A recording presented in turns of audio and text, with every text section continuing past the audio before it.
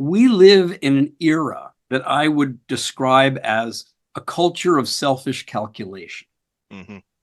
Okay. Like how big is your bank account? What's your ranking? Hmm.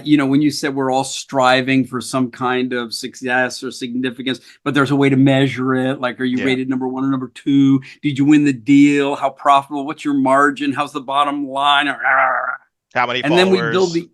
the, yeah, clicks and likes and then we build with that various institutional practices. So Hmm. then you end up with communities, and whether we're going to, compete on LinkedIn or tweets or in the social media space, which many people now are consumed with today. Oh yeah. You want that hit of dopamine that comes from getting liked. Right?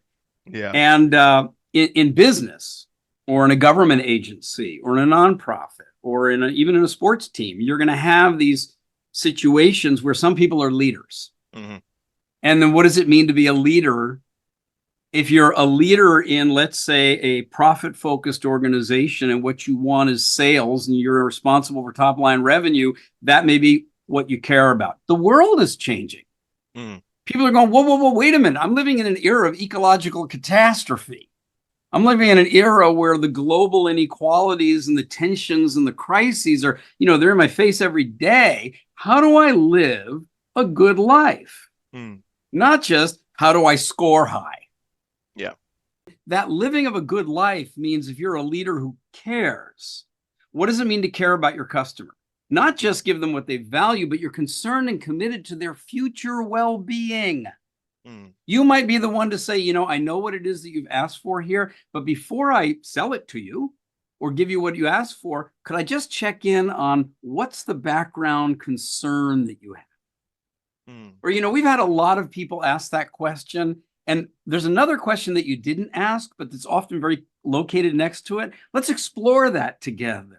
And Hmm. there you are, opening up a space for authentic expression of concern and commitment for the well being of the other. Now, that takes customer service to a level of customer care, which probably means a higher level of trust from that customer, which is going to mean more loyalty with that customer. I mean, it's going to pay off. But the orientation was different. You weren't just hunting the payoff, you were actually seeking the well being of the other human being. Now you Hmm. do that with your colleagues. Then you do that with the communities in which your colleagues and your customers are coming from. Then you can start to actually look at it culturally. Like, Hmm. what is that era in which we live? And how should I speak as a leader? Where might I put my free time?